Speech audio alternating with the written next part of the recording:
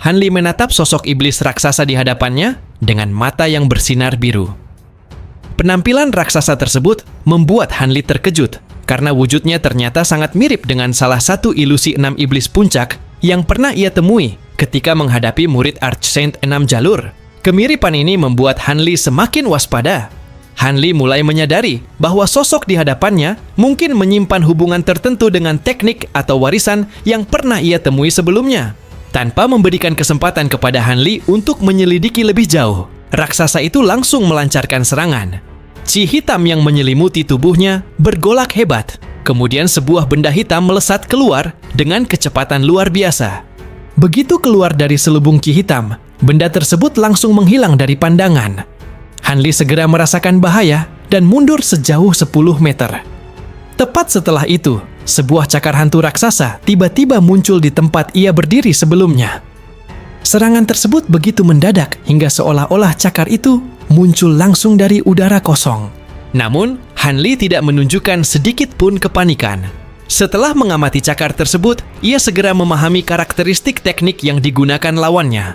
Meskipun raksasa itu mengembangkan teknik jalur iblis, metode serangannya memiliki kemiripan dengan teknik yang berkaitan dengan hantu. Serangan semacam itu sangat sulit dihadapi oleh kultivator yang tidak memiliki pengalaman, karena cakar dapat muncul tanpa tanda dan menyerang dari sudut yang tidak terduga. Akan tetapi, Han Li telah menghadapi berbagai teknik aneh selama perjalanan kultivasinya, sehingga serangan seperti ini belum cukup untuk membuatnya terpojok. Raksasa itu kembali menyerang. Kali ini, cakar hantu berwarna hijau muncul secara diam-diam di tempat Han Li berdiri. Namun, Han Li seolah telah membaca gerakan lawannya. Tubuhnya bergerak ke samping dalam sekejap, membuat cakar tersebut kembali menghantam ruang kosong. Dua serangan berturut-turut gagal mengenai sasaran. Raksasa itu akhirnya mulai kehilangan ketenangannya dan menyadari bahwa Han Li memiliki pengalaman yang jauh lebih luas daripada yang diperkirakannya. Setelah itu, raksasa tersebut memutuskan untuk menggunakan kekuatan yang sebenarnya. Ia mengerahkan seni iblis kilatan langit, menyebabkan suara siulan tajam mengguncang udara hingga mampu memecahkan batu. Chi hitam yang menyelimuti tubuhnya mulai berputar semakin cepat, kemudian meledak menjadi gelombang ki iblis yang sangat kuat. Tubuh raksasa itu melesat keluar dari dalam pusaran, dan dalam sekejap sudah berada tepat di depan Han Li. Badai cakar hitam hijau langsung memenuhi ruang di sekitar Han Li. Cakar-cakar tersebut menyerang dari segala arah, dengan kecepatan yang mengerikan, seolah ingin mencabik tubuh Han Li menjadi berkeping-keping. Kekuatan yang terkandung dalam setiap serangan sangat dahsyat. Raksasa itu yakin bahwa seni iblis kilatan langit miliknya bukanlah teknik iblis biasa. Bahkan kekuatan petir biasa seharusnya tidak mampu menghentikan serangan tersebut. Namun, Han Li justru tidak mundur. Han Li menyatukan kedua tangannya sebelum membukanya kembali. Dalam sekejap, cahaya keemasan menyebar ke segala arah dan membentuk sebuah jaring petir yang mengelilingi tubuhnya. Dentuman guntur bergema di udara ketika jaring petir emas bertabrakan dengan badai cakar iblis. Han Li tetap tenang di tengah kepungan tersebut, seolah telah mengetahui bahwa serangan lawannya tidak akan mampu menembus pertahanannya. Raksasa itu awalnya mengira petir tersebut hanya akan mampu menghambat serangannya. Namun, kenyataan segera membuatnya terkejut. Begitu cakar hitam hijau menyentuh jaring petir emas, energi iblis di dalamnya langsung terbakar dan berubah menjadi kekacauan. Rasa sakit yang luar biasa menjalar ke tubuh raksasa tersebut. Bahkan ilusi cakar yang diciptakan oleh seni iblis kilatan langit tidak mampu bertahan. Jaring petir emas menembusnya dan terus bergerak menuju tubuh asli raksasa itu. Melihat pemandangan tersebut, sebuah ingatan lama tiba-tiba muncul dalam benak raksasa itu. Ketika pertama kali mempelajari seni iblis kilatan langit, gurunya pernah memperingatkannya bahwa teknik tersebut memiliki satu musuh terbesar. Namun, selama bertahun-tahun, ia tidak pernah bertemu lawan yang mampu memaksanya menggunakan seluruh kekuatannya. Karena terlalu lama merasa tidak terkalahkan, peringatan tersebut akhirnya terlupakan. Tapi ketika melihat petir emas Han Li, ia akhirnya memahami arti sebenarnya dari peringatan gurunya. Kekuatan petir Han Li bukanlah petir biasa. Atributnya memiliki kemampuan khusus untuk menekan seni iblis kilatan langit. Teknik yang selama ini menjadi kebanggaan raksasa tersebut ternyata memiliki kelemahan alami di hadapan kekuatan Hanli. Kesadaran itu membuat keyakinannya runtuh. Jika jaring petir emas sampai menutup seluruh tubuhnya, ia kemungkinan besar tidak akan mampu bertahan. Karena itu, raksasa tersebut segera mengambil tindakan. Tubuhnya yang besar menyusut dengan cepat, hingga hanya setinggi sekitar 1 meter. Dengan ukuran yang lebih kecil, ia berusaha mendapatkan waktu untuk melewati celah sebelum jaring petir emas sepenuhnya mengepungnya. Namun, bahkan perubahan bentuk tersebut belum cukup untuk membuatnya aman. Dalam keadaan terdesak, raksasa itu akhirnya menggunakan cara yang lebih ekstrim. Tubuh kecilnya tiba-tiba bergetar hebat sebelum meledak menjadi cahaya hitam. Dalam sekejap, wujud aslinya berubah menjadi tak terhitung benang cahaya hitam yang menyebar ke segala arah. Benang-benang tersebut bergerak liar, berusaha keluar dari kepungan jaring petir emas sebelum kekuatan Hanli benar-benar menghancurkan tubuhnya. Pertarungan itu pun berubah sepenuhnya. Raksasa yang sebelumnya begitu percaya diri dengan kekuatan seni iblis kilatan langit, kini justru dipaksa melarikan diri. Hanli berhasil menemukan kelemahan terbesar teknik tersebut, sementara petir emas miliknya menjadi kekuatan yang secara alami mampu menekan teknik iblis tersebut. Tatapan Hanli berubah dingin ketika melihat sisa-sisa benang chi hitam yang masih berusaha melarikan diri. Tanpa memberikan kesempatan sedikit pun kepada lawannya, Hanli mengangkat tangannya dan mengarahkan kekuatan petir ke jaring emas yang telah memenuhi ruang di sekitarnya. Dalam sekejap, jaring tersebut bergetar hebat dan memancarkan busur-busur petir ke segala arah. Ukurannya mulai menyusut, sementara setiap benang ki hitam yang berada di dalam jaring langsung disambar petir emas. Cahaya keemasan yang menyilaukan memenuhi medan pertempuran. Benang-benang ki hitam yang sebelumnya menyebar ke segala arah satu persatu terbakar dan berubah menjadi abu. Setiap benang yang tersambar petir emas membawa serta sebagian kekuatan hidup lawannya. Tidak lama kemudian, seluruh benang hitam yang tersisa terpaksa kembali berkumpul ke pusat jaring emas. Dari kumpulan ki hitam tersebut, sebuah Nascent Demon berwarna hitam perlahan terbentuk. Wujudnya jauh lebih kecil dibandingkan tubuh raksasa sebelumnya, tetapi aura ketakutan terpancar jelas darinya. Menyadari bahwa petir emas Hanli dapat menghabisinya, Nascent Demon itu segera memuntahkan lapisan demi lapisan awan kiin hitam pekat dari dalam tubuhnya.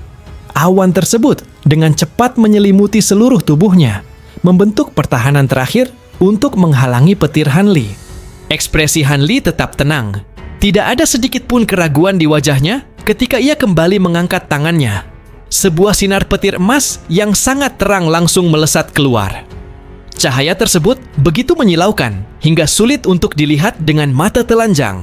Dalam sekejap, petir ilahi menembus lapisan kiin dan menghantam Nascent Demon secara langsung. Jeritan mengerikan segera terdengar di medan pertempuran. Namun, jeritan itu hanya berlangsung sesaat sebelum menghilang bersama gemuruh guntur. Setelah cahaya petir mereda, medan pertempuran mendadak menjadi sunyi. Nascent Demon, milik kultivator berpakaian hitam, telah benar-benar dihancurkan, bahkan tidak diberikan kesempatan untuk melarikan diri. Hanli menghela napas lega dalam hati. Setelah memastikan lawannya benar-benar tewas, ia menarik kembali sisa kekuatan petirnya dan mengambil sebuah kantong penyimpanan berwarna hitam dari tempat tersebut. Tatapan Hanli kemudian beralih ke pasukan pejuang sihir yang berada di kejauhan. Dengan cahaya biru mengelilingi tubuhnya, Hanli segera berbalik. Kematian kultivator berpakaian hitam tersebut membuat seluruh medan pertempuran terguncang. Para pendukung Tianan sama sekali tidak menyangka bahwa Hanli, yang sebelumnya tampak seperti seorang kultivator biasa, mampu menghabisi seorang pejuang sihir tingkat Nascent Soul dalam waktu sesingkat itu. Bahkan, Nascent Demon lawannya tidak berhasil melarikan diri. Pemandangan tersebut membuat banyak kultivator terdiam dalam keterkejutan. Para pejuang sihir Mulan juga mengalami guncangan yang sama. Mereka mengetahui bahwa sosok-sosok berpakaian hitam yang muncul dalam perang kali ini bukanlah kultivator biasa. Para tamu dari luar tersebut diyakini berasal dari sebuah benua besar dan telah mencapai kesepakatan tertentu dengan 3 orang suci dari Moulan. Kekuatan mereka jauh melampaui kultivator biasa pada tingkat yang sama. Sebelum perang benar-benar dimulai, dua dari mereka bahkan telah menghabisi beberapa kultivator Nascent Soul dari Tianan satu demi satu.